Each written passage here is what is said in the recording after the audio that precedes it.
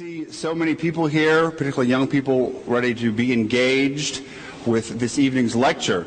As many of you know, we reprised the Newman Lecture Series 3 years ago as a chance for us to bring in different speakers from different fields of education and learning to talk about how their field, whether it be philosophy or literature or science, engages with the faith. And so we're very, very excited to have today Dr. Edward Feser.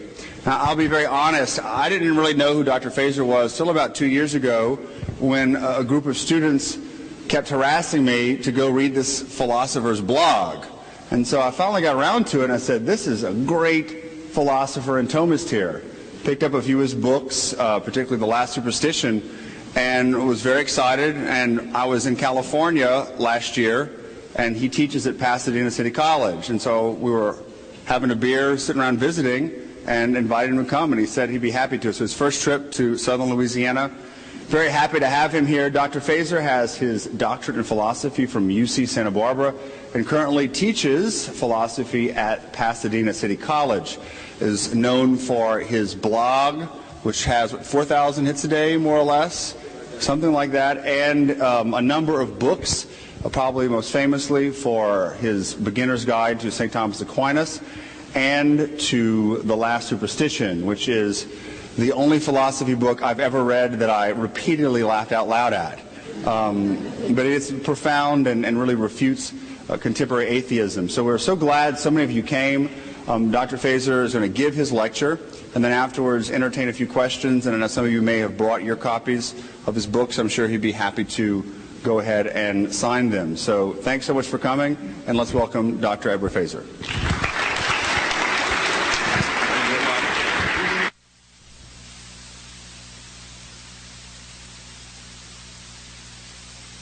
Trying this electronic doohickey, is it working? Okay. High tech. I feel like the Tony Stark of philosophy for you. Comic book geeks out there, get the reference. Iron Man. Watch me electrocute myself now. For safety reasons, I told them to put gin rather than water in here, so I didn't do that. Thanks so much, Father Sibley, for the introduction, for the invitation out here. A lot of my atheist readers tell me that they also laugh at my work, so I think it may be a different spirit. What I'm presenting tonight is, in one way, an overlap with, and another way, a departure from some of the material that you'll find in books like The Last Superstition and in Aquinas. People who've read those books know that I devote about 70 pages or so in each of them to some rather highfalutin and very abstract metaphysics before I even get into the question of God's existence or questions about morality or what have you. And the reason for that is that in both books I am presenting and defending arguments from writers like St. Thomas Aquinas and Aristotle, and I'm doing so in more or less a historical sequence, so I have to kind of set the stage and provide the intellectual background, the conceptual background to their arguments before I can get to the arguments themselves. But that means that the reader is asked to do some pretty abstract work and to be, frankly, fairly patient before I actually get into the question of the existence of God. Well, what I want to present tonight, it's actually a working draft, a partial draft, actually, of a chapter in one of the several book projects I'm working on, which is an attempt to approach things more directly, to approach the at least one in this case, in this particular chapter, one of the arguments for God's existence, an Aristotelian style argument for God's existence, but in a way that doesn't start out with all the background abstract metaphysics, gets right into the argument and introduces the relevant background philosophical concepts along the way.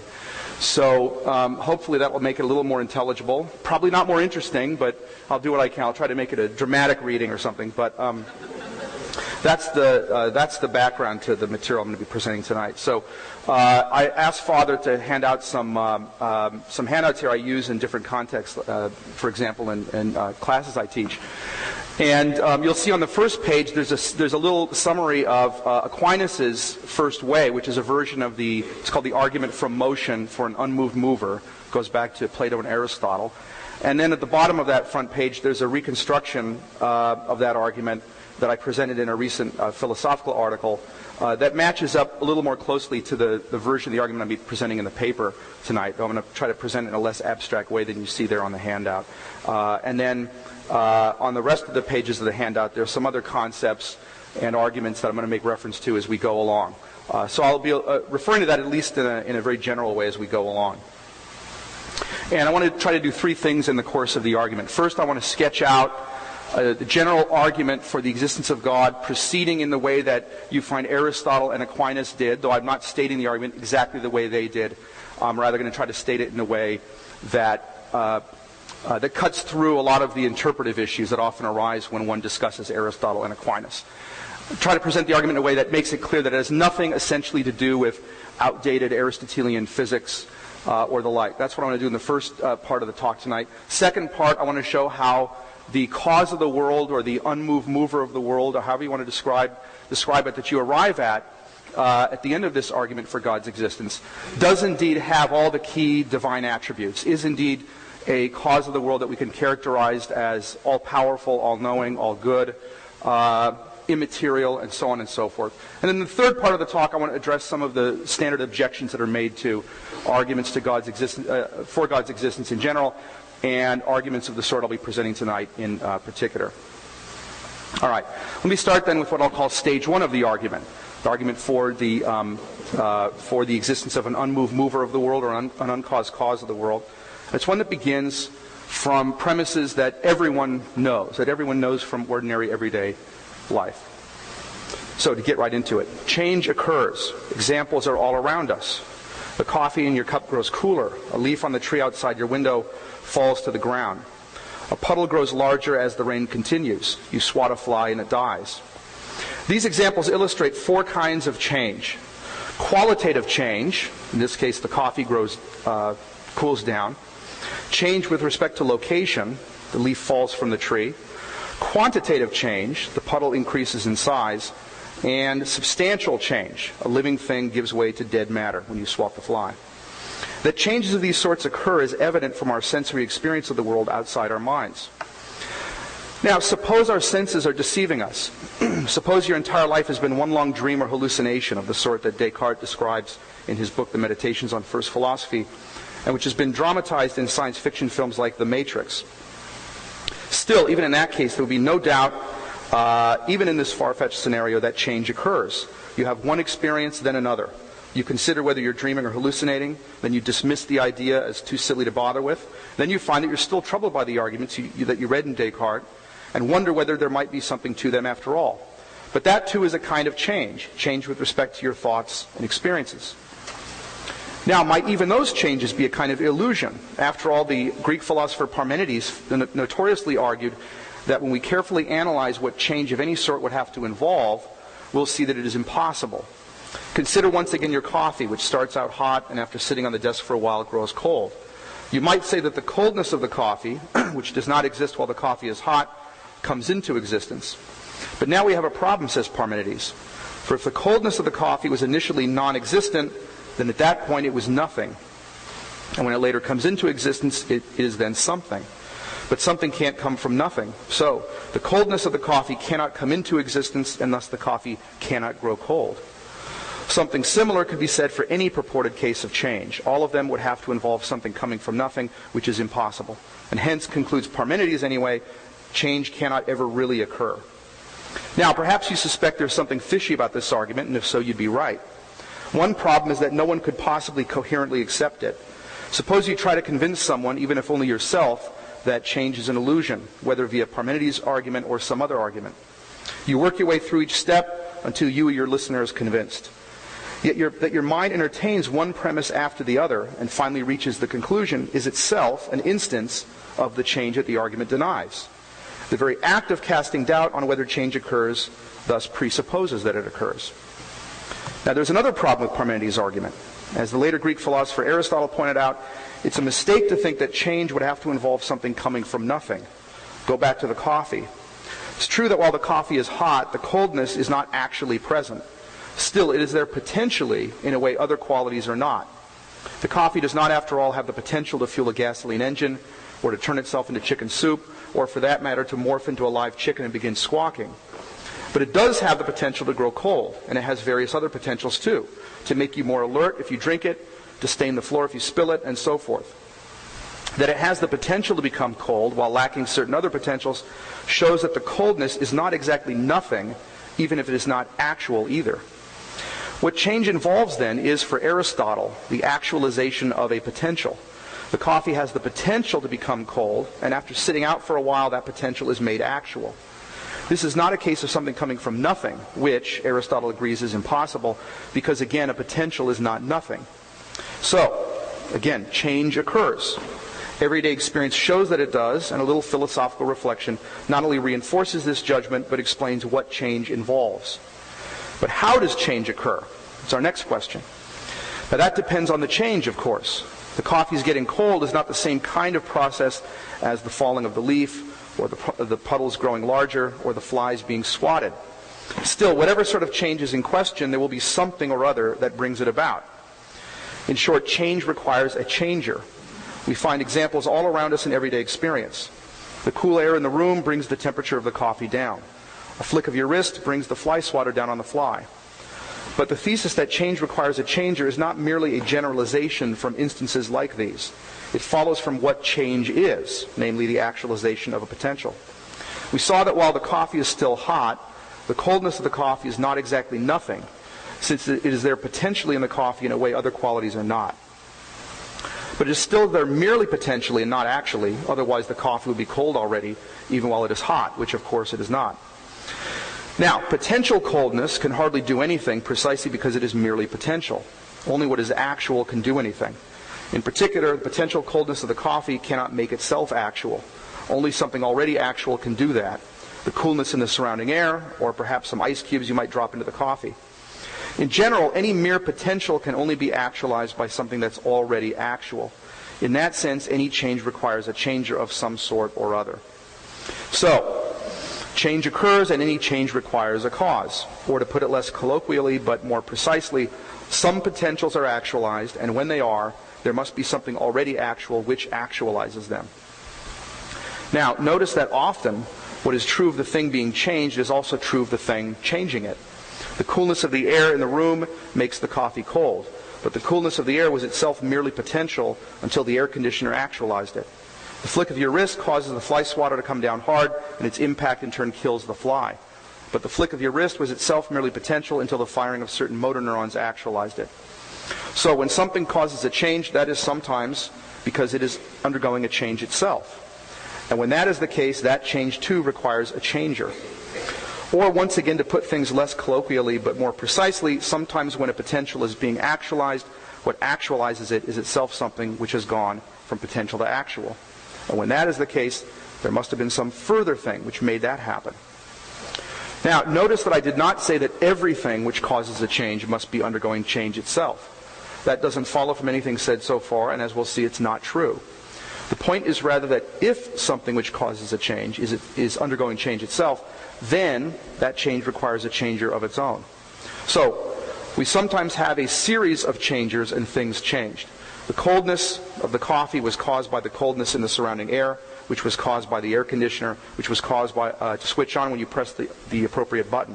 The fly was killed by the impact of the fly swatter, which was caused by the flick of your wrist, which was caused by the firing of certain motor neurons, which was caused by your annoyance at the flies buzzing around the room. One potential was actualized by another, which was in turn actualized by another, which was actualized by yet another. Now, so far this has all been common sense, supplemented with some semi-technical jargon. But the jargon will help us to move beyond common sense, not to contradict it, but rather to follow out its implications. Consider next that series of changes of the sort we've described typically extend backward in time in what we might think of as a linear fashion. The coffee is cold because the air in the room cooled it. The air was cold because of the air conditioner. The air conditioner went on because you pressed a certain button, and so forth. Now let's suppose, for the sake of argument, that this series extends backwards into the past to infinity without a beginning. You press the button, your desire to cool down the room caused you to do that. The effect of the room's heat on your skin brought about that desire. The sun generated that heat, and so on and so on and on, until without there being any temporally first member of this series of changes and changers. The material world, we are supposing, for the sake of argument, has always been here and has always been changing. That, as it happens, is what Aristotle himself thought. Now, these days it is often supposed that the Big Bang theory shows that he was wrong. On the other hand, some scientists have suggested that the Big Bang was itself a result of an earlier universe imploding, or perhaps involved our universe branching off from some other parallel universe. It is also sometimes suggested that the series of such pre-existing universes is infinite, so that even if our particular universe had a beginning, the series as a whole did not. This is all very dubious, in my opinion, but whether it is true or not simply doesn't matter for our purposes. Again, let us grant, for the sake of argument, that the universe, or a multiverse comprising our universe together with other universes, has no beginning but has always existed. Okay, even if such linear series of changes and changers might in theory extend backward to infinity with no first member, there is another kind of series, let us call it the hierarchical kind, which must have a first member. And incidentally, on the second page of the handout, we see what I'm alluding to. This is the distinction between what's sometimes called essentially ordered versus accidentally ordered causal series, or as I already put it, and as I refer to it in the handout as well, linear versus hierarchical causal series. So let me say a bit about the difference here. Remember that we are thinking of a linear series as extending backward in time. The coffee got cold because the room was cool. The room was cool because the air conditioner had made it so. You'd switched on the air conditioner because you didn't like the heat. The heat had been generated by the sun, and so forth. To understand what a hierarchical series is, it will be useful by contrast to think instead of what might exist at a single moment of time. Now, this is not in fact essential to a hierarchical series, but it is a useful way to introduce the idea. So consider once again the coffee cup as it sits on your desk. It is, we may suppose, 3 feet above the floor. Why? Because the desk is holding it up naturally. But what holds the desk up? The answer, of course, is the floor. The floor, in turn, is held up by the foundation of the house, and the foundation of the house by the earth. Now, unlike the coffee being cooled by the surrounding air, which is in turn cooled by the air conditioner, and so forth, this is not a series which need be thought of as extending backward in time. Of course, the cup may in fact have been sitting there on the desk for hours, but the point is that even if we consider the cup as it sits there at some particular moment, it is sitting there at that moment only because the desk is holding it up at that moment. And the desk is holding it up at that moment only because it is in turn being held up at that moment by the floor. Or consider the lamp above your head, which is held up by a chain, which is in turn held up by the fixture screwed into the ceiling, all at the same moment. In both cases, we have what I've called a hierarchical series of causes. In the first case, tracing downward to the ground, and in the other case, upward to the ceiling. Now, since we're considering each of these hierarchical series as existing in a particular moment of time, rather than over the course of minutes or hours, it might seem odd to think of them as involving change. But our consideration of the nature of change led us to introduce the idea of actualizing a potential, and each of these series does involve that. The potential of the cup to be 3 feet off the ground is actualized by the desk. Potential of the desk to hold the cup aloft is actualized by the floor, and so forth. Similarly, the potential of the lamp to be 7 feet from the ground is actualized by the chain, and the potential of the chain to hold the lamp aloft is actualized by the fixture screwed into the ceiling. What makes these series hierarchical in the relevant sense, though, is not that they are simultaneous, but that there is a certain sort of dependence of the later members on the earlier ones. The cup has no capacity on its own to be 3 feet off the ground. It will be there only if something else, such as the desk, holds it up. But the desk, in turn, has no power on its own to hold the cup there.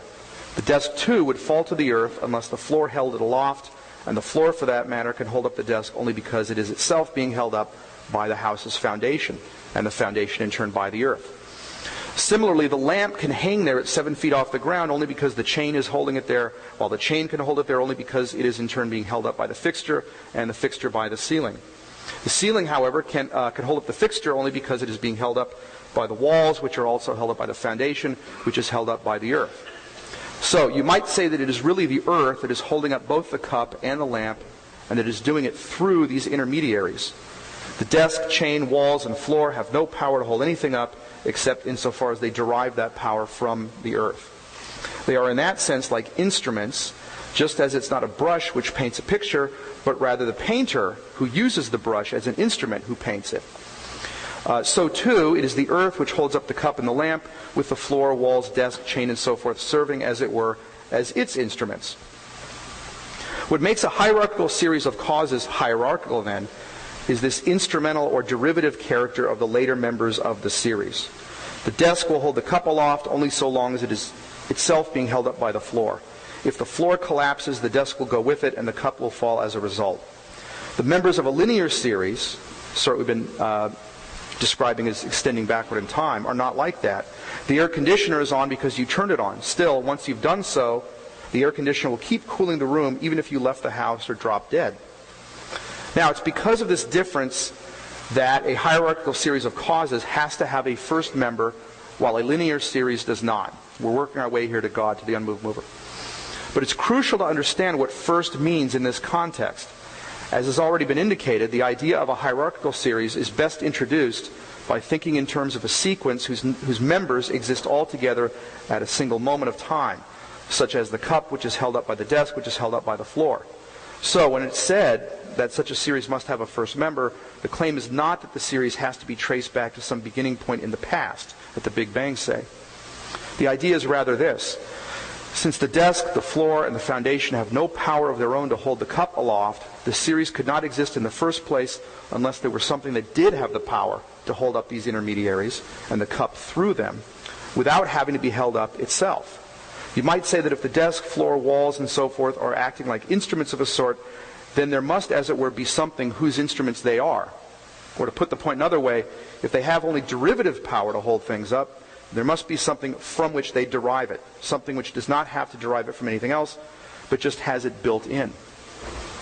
The sort of first cause that a hierarchical series must have, then, is a cause that has the power to produce its effects in a non-derivative and non-instrumental way. In the case of the cup, where the desk holds it up only because it derives its power to do so from the floor, and the floor from the foundation, none of these things could hold up anything at all unless there were something which holds them up without having to be held up itself. Now, it was suggested earlier that we could think of the earth as the first cause in this series, since there's an obvious sense in which it holds up the floor, walls, desk, cup, and lamp, while nothing is holding the earth itself up. In fact, even the earth is not a first cause in the strict sense, but we'll come back to that. The point to emphasize for now is that it is being the sort of thing that has non-derived causal power, being the sort of thing that can actualize a potential without itself having to be actualized, that makes something a first cause in the sense relevant to understanding a hierarchical series of causes. As I've already said, being first in a temporal sense, in the sense of coming at some beginning point in time, is not what's at issue. But even the idea of a series of causes that's only finitely rather than infinitely long is not essential to the notion of a hierarchical causal series. To take an example sometimes used to illustrate the point, a paintbrush has no power to move itself, and it would remain powerless to move itself, even if its handle were infinitely long. Hence, even if there could be an infinitely long brush handle, if it's actually going to move, there will still have to be something outside it which does have the built-in power to cause it to move.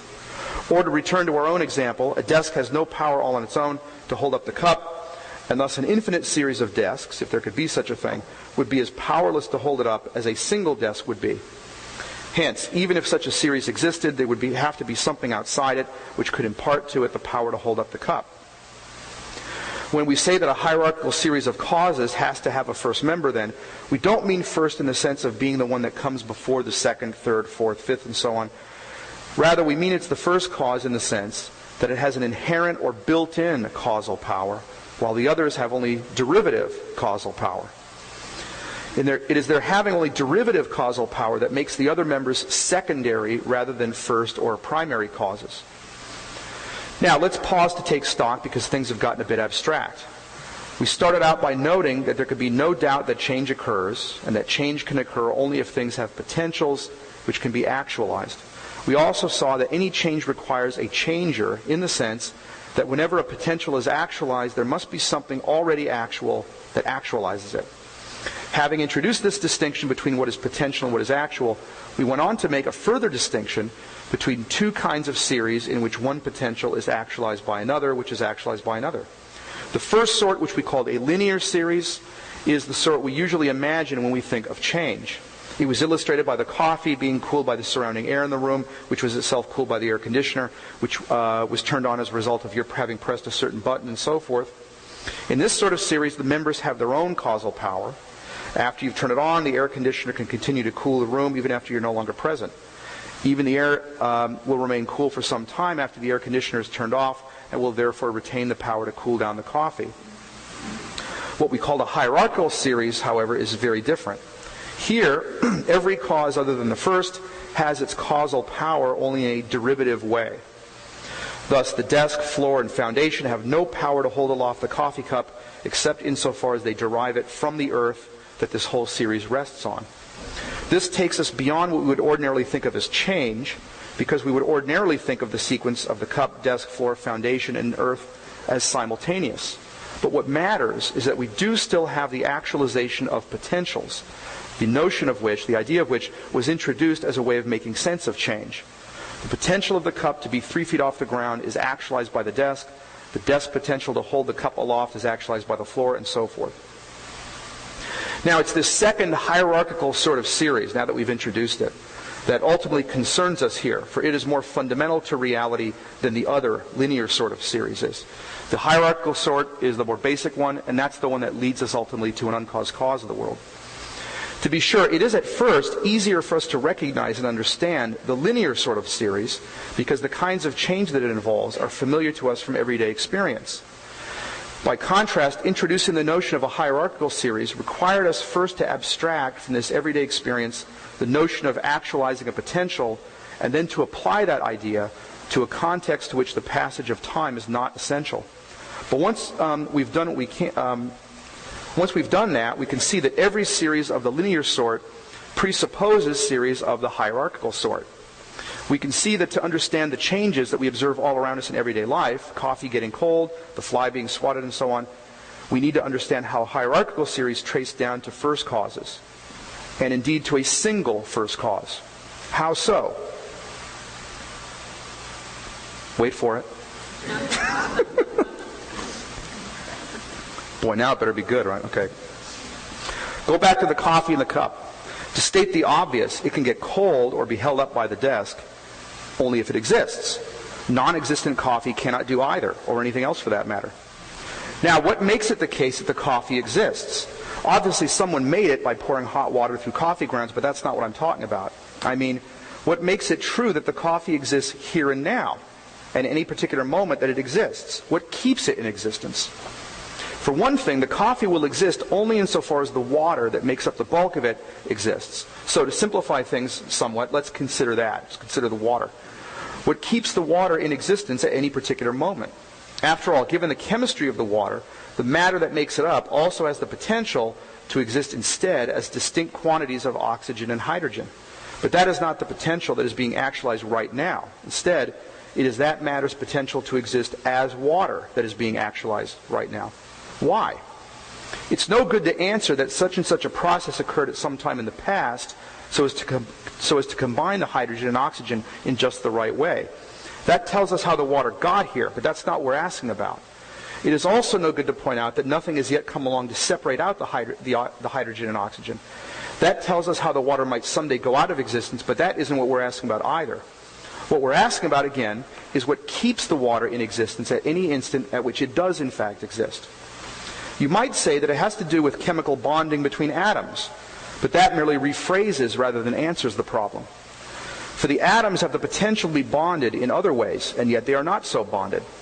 It is a potential to be bonded in such a way that water results that is in fact being actualized. Again, why? Appealing to the structure of the atom won't answer the question either, but merely pushes it back a stage. For why are the subatomic particles combined in just the specific way that they are, here and now, rather than some other way? What is it that actualizes that potential rather than some other one? What we have here, as you may have noticed, is something like the cup, which is held up by the desk, which is held up by the floor. Only in this case, it is the very existence of a thing that is at issue, rather than merely its particular spatial location. The potential of the coffee to exist here and now is actualized in part by the existence of the water, which in turn exists only because a certain potential of the atoms is being actualized, where these atoms themselves exist only because a certain potential of the subatomic particles is being actualized. This is a hierarchical series, one which, as we've seen, must have a first member. We've also seen that what it means for such a series to have a first member is that there's something which can impart causal power to the other members of the series without having to have that power imparted to it. Something that has its causal power in a built-in or non-derivative way. It doesn't have to get it from anything else. Now, since what is being explained in this case is the actualization of a thing's potential for existence, the sort of first cause we're talking about is one which can actualize the potential for things to exist without having to have its own existence actualized by anything. What this entails is that this cause doesn't have any potential for existence that needs to be actualized in the first place. It just is actual, always and already actual, as it were. Indeed, you might say that it doesn't merely have actuality, the way the things it actualizes do, but that it just is pure actuality itself. It doesn't merely happen not to have a cause of its own, but could not in principle have had or needed a cause of its own. For being devoid of potentiality, just being pure actuality with no potentiality, there's nothing in it that could have needed any actualizing, the way other things do. It is in this sense that it is an uncaused cause, or to use Aristotle's famous expression, an unmoved mover. More precisely, we might call it an unactualized actualizer. And less commonsensical, not using common sense language here, but it's more technically precise language. Now, we've reached this result from a consideration of everyday phenomena, but things have gotten even more abstract, so let's briefly retrace our steps. We started with the observation that change occurs and saw that this cannot coherently be denied. You can't deny that change occurs. We then saw that change can occur only if the things that change have potentials which can be actualized. Potential to be cooled down, potential to grow in size, or what have you, since change is just the actualization of a potential. And we saw that change requires a changer insofar as a potential can be actualized only by something already actual. Now, we then noted that there are, on the one hand, series of changes of what we called a linear sort, the kind illustrated by the coffee, which was cooled down by the air, which was cooled down by the air conditioner, which was switched on when you press the button. That kind of series does not require a first member. But we also saw that there's another kind of series in which one potential is actualized by another, which is in turn actualized by another, in which there must be a first member. In this hierarchical sort of series, the first member is first in the sense that it can cause other things without being caused itself. It has its causal power in a primary, inherent, or built-in way, whereas the other members of the series have their causal power in only a secondary or derivative way. Now, we saw next that linear series of changes are less fundamental than the hierarchical sort of series. Things can change only because they exist. The coffee, for example, cannot grow cold unless it exists. And for a thing to exist at any particular moment requires that it be actualized at that moment, at least if it's the sort of thing which has the potential either to exist or not to exist. This, in turn, is possible only if there is a cause of the existence of things which can actualize their potential for existence without having to be actualized itself, a purely actual actualizer of the existence of things. And so from the fact that change occurs, we are led to conclude that there is an unactualized actualizer or unmoved mover or uncaused cause of the existence of things. All right, that's the first stage of the argument. I know what you're thinking. We're only 1/3 through. Actually, halfway by page count. So it's not quite as bad as you... Still bad, but it's Lent. Offered up. Okay, now that brings us to stage 2 of the argument. We've gotten to an uncaused cause, an unactualized actualizer, an unmoved mover. In other words, the undeniable reality of change entails the existence of God. Now, why call the unactualized actualizer or unmoved mover God? For one thing, this cause is, among other things, the ultimate cause of the existence of things, in the most intimate sense of being that which keeps them in existence at any moment at which they exist at all. And whatever else God is supposed to be, he's the ultimate cause of things. For another thing, various further attributes definitive of God as traditionally conceived follow from what has already been said. For example, since the cause of things is pure actuality and therefore devoid of any potentiality, it cannot go from potentiality to actuality and is thus immutable or unchanging. It's an unchanging cause of all things. Since existing within time entails changeability, anything that exists in time goes from one point in time to another is changeable, an immutable or unchangeable cause must also be eternal in the sense of existing outside of time altogether. It neither comes to be nor passes away, but simply is, timelessly, without beginning or end. Since to be material entails being changeable and existing within time, an immutable or unchanging and eternal cause must also be immaterial, and thus incorporeal or without any sort of body. Consider now what it is for a thing to be in some respect or other imperfect or flawed. An injured animal or a damaged plant is imperfect insofar as it is no longer capable of realizing fully the ends that its nature has set for it. For instance, a squirrel which has been hit by a car may be unable to run away from predators as swiftly as it needs to. And a tree whose roots have been damaged may be unstable or unable to take in all the water and nutrients it needs in order to remain healthy. A defect of this sort is, to use some traditional philosophical jargon, a privation, the absence of some feature that a thing would naturally require so as to be complete. It involves the failure to realize some potential that's inherent in a thing. Something is perfect then to the extent that it has actualized such potentials and is without privations. But then a purely actual cause of things, precisely since it is purely actual and thus devoid of any unrealized potentiality or privation, possesses maximal perfection. Now, could there be more than one such uncaused cause, the world? We've said it's immutable or unchanging, it's outside time altogether, it's not a material thing, it's immaterial or non-physical, it's perfect. Could there be more than one such cause? There could not be, not even in principle. For there can be two or more of a kind of thing only if there is something to differentiate them, something that one instance has that the others lack, something that at least in principle would allow us to distinguish one from the other.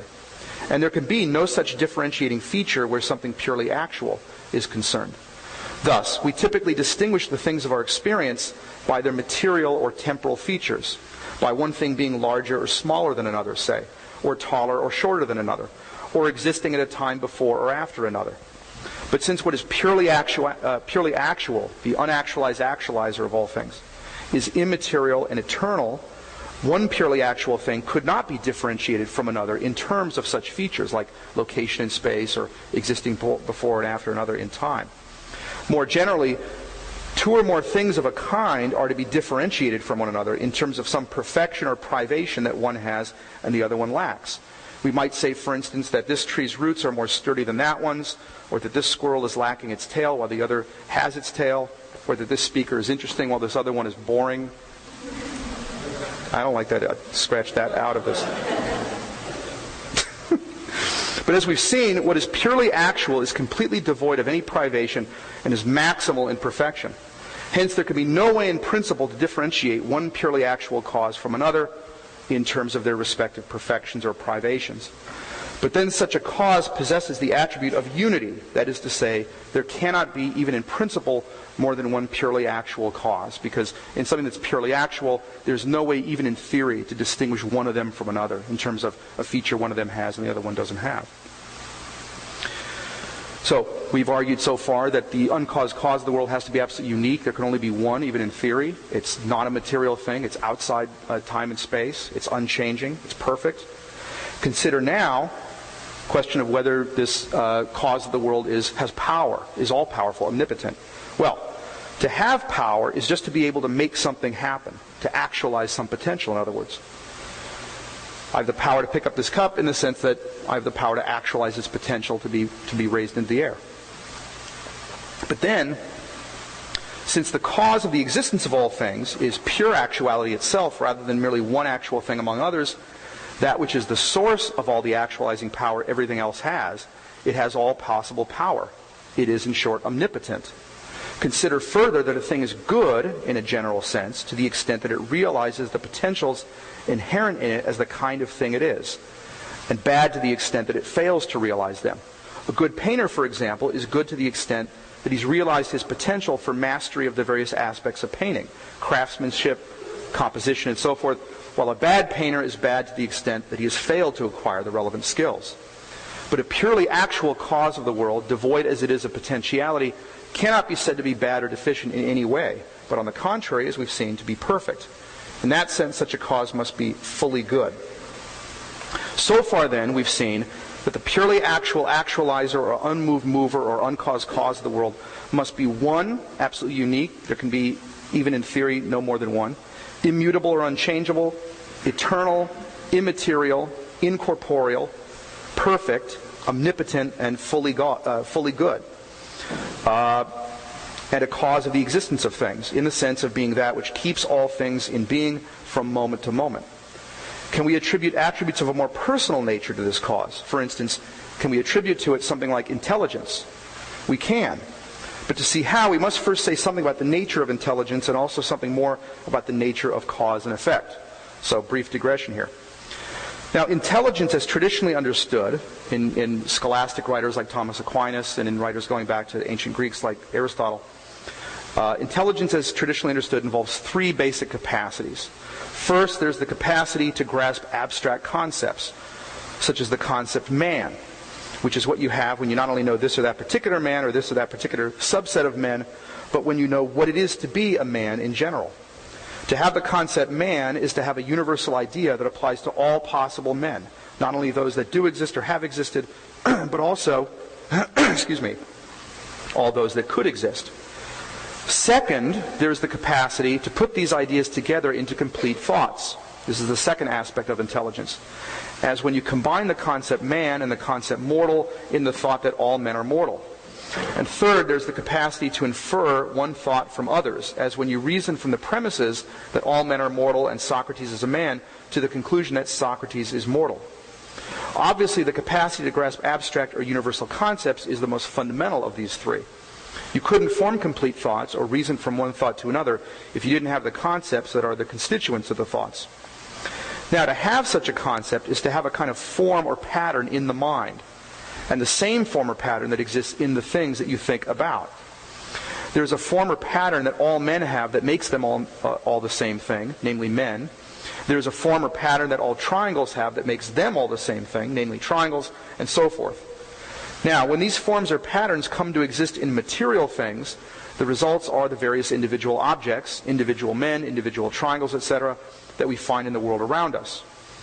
When we think about men or triangles in general, though, we abstract away from all the different particular men and triangles and focus on what is common or universal to them.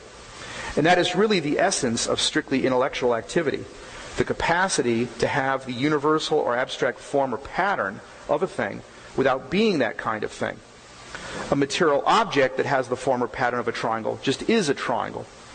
But when you contemplate what it is to be a triangle, you have that same form or pattern of being a triangle as well, but without being a triangle. Now, we'll come back to the notion of intelligence in a moment, but let's first say a little more about cause and effect. We've noted that when something is either changed or caused to exist, a potential is actualized, and that something already actual must be what actualizes it. This is sometimes called the principle of causality. A further point to make about cause and effect, though, is that whatever is in some effect must in some way or other be in the cause, even if not always in the same way. For a cause cannot give what it doesn't have to give. This is sometimes called the principle of proportionate causality. We need to add this in to see why the cause of the world must have intelligence.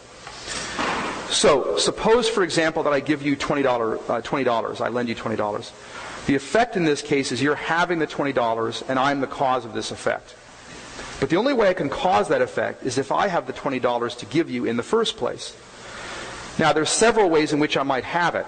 I might have a $20 bill in my wallet, or two $10 bills, or four $5 bills, or $20 in pennies or something, like Kramer in that Seinfeld episode where he buys the cannolis.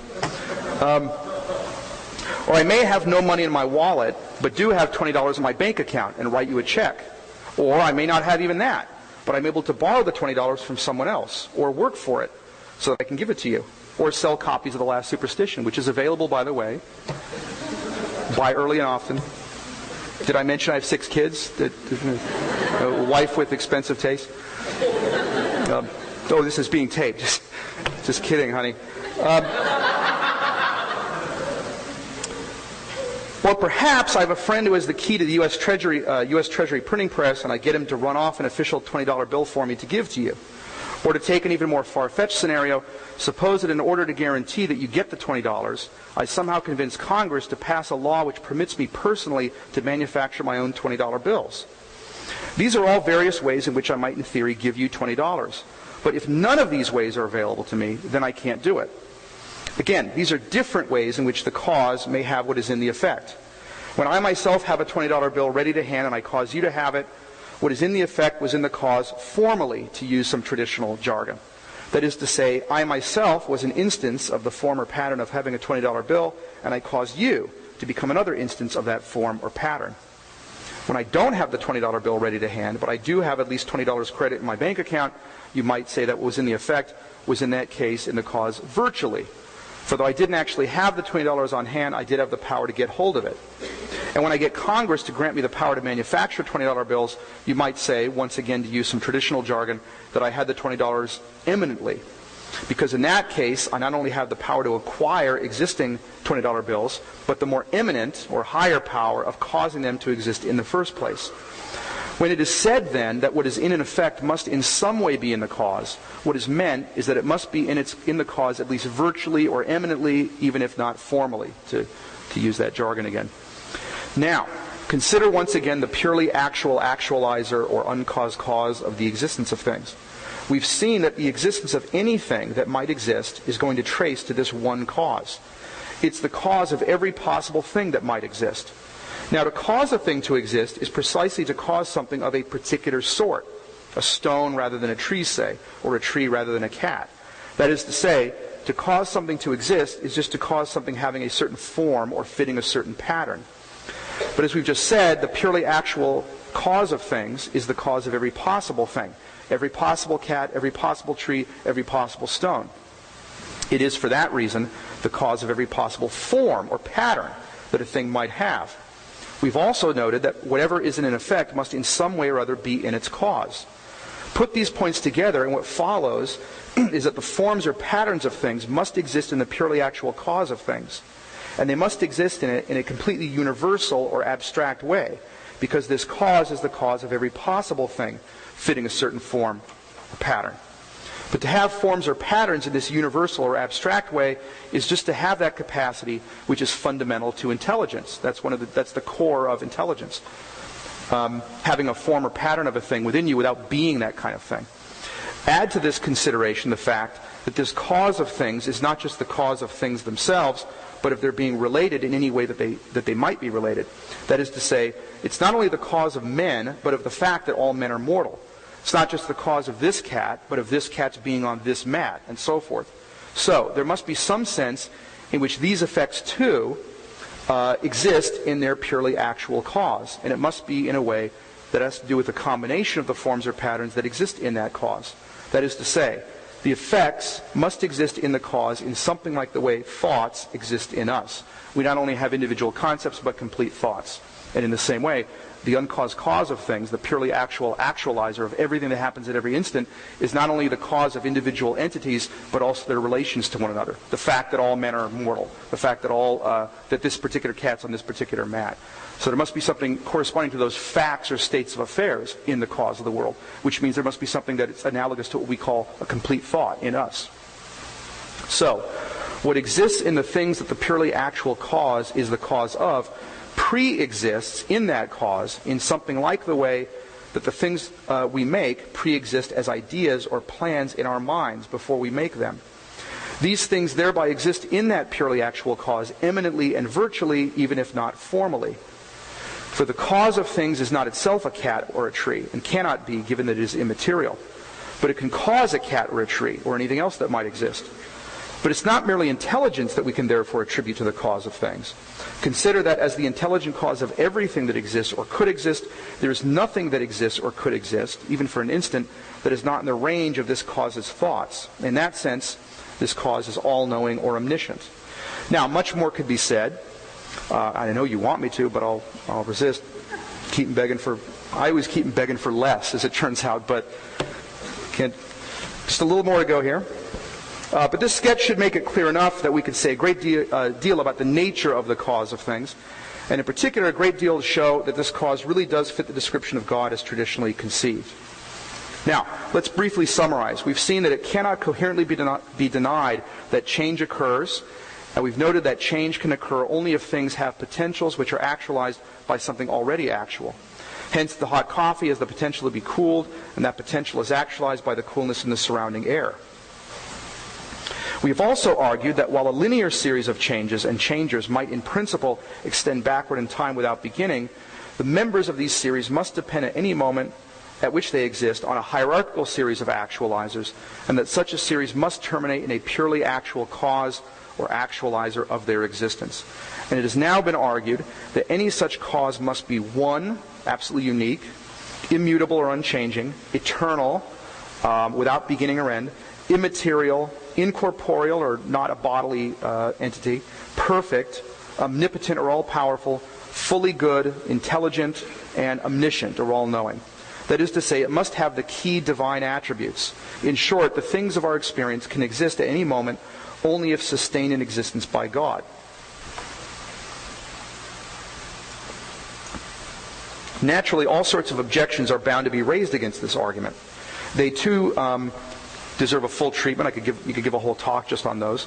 But let me just briefly address right away some objections that might, to some listeners, appear obvious. For example, some are bound to think that I've been arguing that if we trace the series of causes of things back in time, we'll get to a beginning of the universe and that God was the cause of that beginning. Now, I've tried to make it clear that that's not what I'm saying, but people are so used to thinking of an argument for God's existence in those terms that they'll read this idea even into an argument that explicitly denies it. And then they're bound to go on to ask how we can be so sure that the universe really did have a beginning. But what I said, remember, is that even if a given series of changes has no beginning in time, even if the universe or series of universes extends forever into the past, that would be irrelevant to the argument that I've been giving over the past half hour, 45 minutes or so. For the argument is rather that for things to exist here and now, and at any moment at which they exist, they must be here and now sustained in existence by God.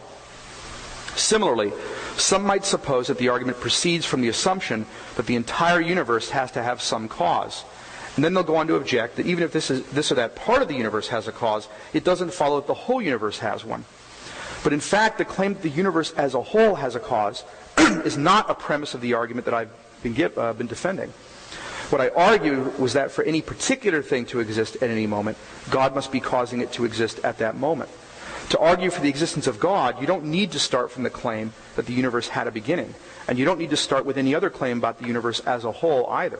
You can start with any old trivial object existing here and now. A stone, a cup of coffee, whatever. Because even for that thing, one thing to exist, even for a moment, there must be a purely actual cause actualizing it at that moment. Now, it's true that I also went on to claim that this applied to everything that exists. And so I did make a claim about the universe as a whole. But that claim was a consequence of the argument, not a premise of the argument. Another stock objection raised against arguments like the one just presented goes like this. If everything has a cause, then what caused God? If we say that God does not have a cause, then maybe other things don't have a cause either. The argument, so the critic claims, commits the fallacy of special pleading, making an arbitrary exception in God's case to the rule that it applies to everything else. But in fact, this objection is no good, and the argument I've been developing does not commit any fallacy of special pleading. First of all, the argument does not rest in the first place on the premise that everything has a cause. What it says is that any change requires a cause. More precisely, that whatever goes from potential to actual has a cause. That is very different from saying that everything whatsoever has a cause. Secondly, the argument is by no means arbitrary in claiming that God does not have a cause of his own. For the reason other things require a cause is precisely because they have potentialities that need to be actualized. By contrast, what is purely actual has no potentialities, and so there's nothing in it that needs to be, or indeed could be, actualized. Naturally, then, it is the one thing that need not have a cause of its own. Still, the critic may insist, following the empiricist philosopher David Hume, that in theory, even coffee cups, stones, and the like might exist without a cause. I've said that any potentiality that is actualized must be actualized by something already actual. But didn't Hume show that it's at least conceivable that something could pop into existence uncaused? And in that case, couldn't something go from potential to actual without being caused to do so by something already actual? But in fact, Hume showed no such thing. What Hume had in mind was the sort of case where we imagine an empty space in which something suddenly appears, a stone, a coffee cup, or whatever. Of course, that is imaginable. But that's hardly the same thing as conceiving of the stone or coffee cup coming into being without a cause. At the very most, it is conceiving of it without at the same time conceiving of its cause. And that is completely unremarkable.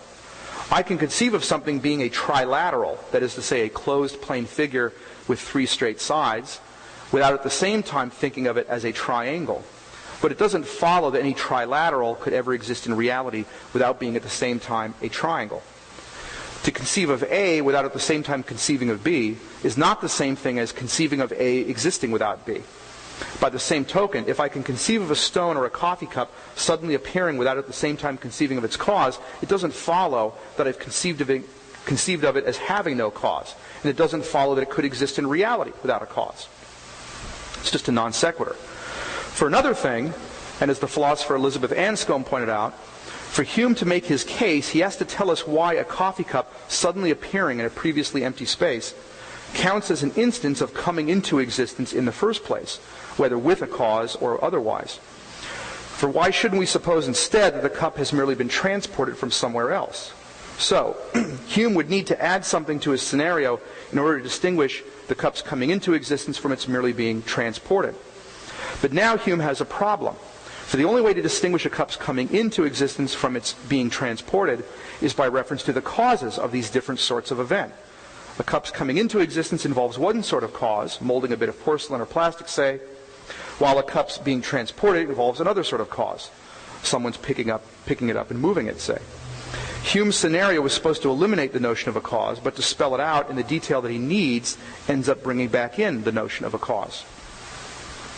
Now, an alternative criticism might look to Immanuel Kant rather than to David Hume, another famous critic of this sort of argument for God's existence. We learn that things have causes from our observation of the empirical world. The surrounding air cools down the coffee, the air conditioner cools the air, you turn on the air conditioner, and so forth. But even if we acknowledge that the principle of causality applies to within the world of our experience, why should we suppose that we can extend it beyond the empirical world to a purely actual actualizer of things, to something which, because it is immaterial, outside of time and space, etc., is unobservable? But this objection is not difficult to answer. It's true that we learn the principle of causality from our experience of the world, but it doesn't follow that we cannot apply it beyond the world of experience. For the reason that we conclude that the things of our experience require causes is not because we experience them, but rather because they are merely potential until made actual. And the principle that no potential can actualize itself is completely general. Once we learn it, we can apply it beyond the things we've actually experienced. And there's no reason to doubt that we can apply it as well beyond what we could experience. Compare. We learn Euclidean geometry by looking at drawings of various geometrical figures, usually in black ink. But what we learn applies to geometrical figures of any color, and indeed of no color at all. To think that the principle of causality applies only to things that we can experience is like thinking that Euclidean geometry applies only to figures that we can see. But now the critic might appeal to science instead of philosophy. For doesn't quantum mechanics give us reason to think that an event could occur without a cause? For example, quantum physics gives us a statistical description of the electron's transition between energy levels in a hydrogen atom. It tells us the probability that the electron will be at this level or that. But it doesn't identify any trigger for the transition. Doesn't this show that the transition occurs without a cause? The answer is that it shows no such thing. One problem with this sort of objection is that it is often framed in a way that presupposes that any cause has to be a deterministic one, so that the statistical nature of quantum mechanics, in ruling out determinism, thereby rules out causality. But there's no reason at all to think that what actualizes a potential must do so in a rigidly deterministic way. That is merely to mistake one kind of causality for causality as such. But there's a deeper problem with the objection at hand. From the premise that, premise one, quantum mechanics describes the transition of the electron without making reference to a cause, unquote, it simply doesn't follow that, two, quantum mechanics shows that the transition of the electron has no cause. That's just a non sequitur. Such an inference would be no better than reasoning from the premise that Kepler's laws describe the orbits of the planets without making reference to any cause of those orbits, to the conclusion that Kepler's laws therefore show that the orbits of the planets have no cause. Of course, the motions of the planets do have a cause, namely gravitation. That Kepler's laws make no reference to that cause doesn't entail that it isn't there. Similarly, that quantum mechanics doesn't make reference to the cause of the electron's transition doesn't entail that there isn't one. But doesn't quantum mechanics give us a complete description of the physical phenomena it describes in a way that Kepler's laws do not? In particular, if something doesn't appear in the description of the micro level of physical reality that quantum mechanics provides, isn't that a reason to think that it doesn't exist? The answer, once again, is in the negative, and the reason has to do with the nature of physics. Physics aims at capturing those aspects of nature susceptible of strict prediction and control. For that reason, it quite deliberately abstracts from every aspect of the physical world that cannot be described in mathematical terms. But for the same reason, it cannot possibly offer an exhaustive description of physical reality. As Bertrand Russell, who was, needless to say, no friend of arguments for God's existence, once wrote, quoting from Russell's book, My Philosophical Development, "It is not always realized," Russell says, "how exceedingly abstract is the information that theoretical physics has to give. It lays down certain fundamental equations which enable it to deal with the logical structure of events, while leaving it completely unknown what is the intrinsic character of the events that have that structure. We only know the intrinsic character of events as they happen to us, when they happen to us. Nothing whatever in theoretical physics enables us to say anything about the intrinsic character of events elsewhere. They may be just like the events that happen to us, or they may be totally different in strictly unimaginable ways. All that physics gives us is certain equations giving abstract properties of their changes. But as to what it is that changes, and what it changes from and to, as to this, physics is silent," unquote. To think that physics gives us a complete description of the physical world is a little like thinking that when an aircraft engineer determines the average weight of airline passengers, he's therefore given us an exhaustive description of airline passengers. In both cases, what we have is an abstract model which captures, for certain narrow purposes, an aspect of the reality described, and not the whole of it. There's another consideration. The objection in question appeals to the laws that govern the systems described by quantum mechanics in its attempt to undermine the principle of causality. But for a system to follow laws is just for it to be the kind of thing that behaves in accordance with those laws.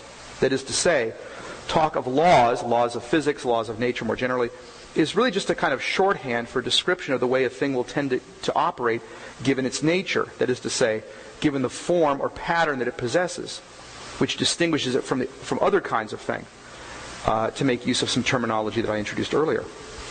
But what makes it the case in the first place that a given system, including the universe as a whole, if that's how we want to characterize the system in question, has a form or nature of the sort underlying the behavior described by quantum mechanics, as opposed to some other form?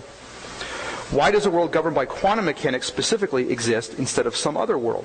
Once again, we have a question about what actualizes a potential.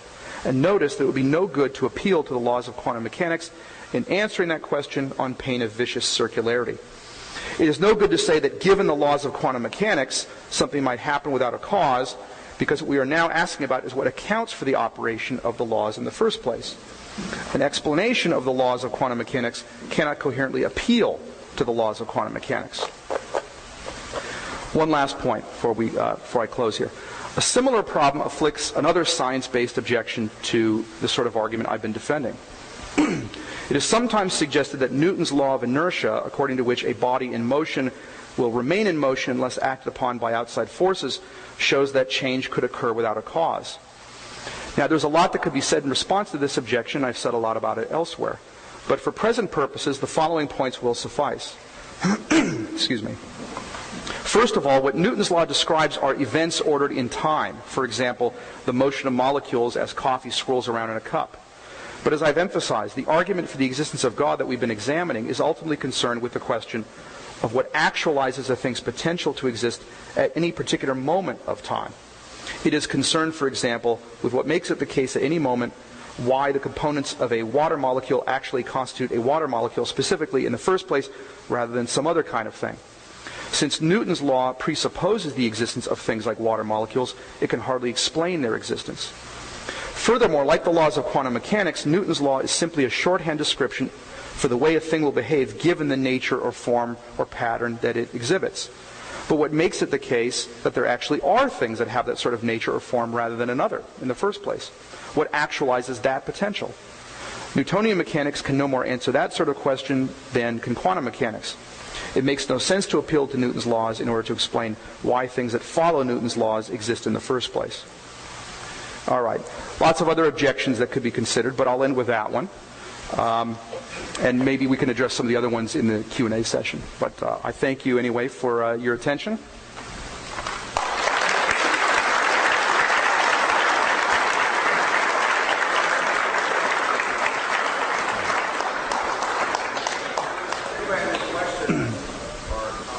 Oh, yeah.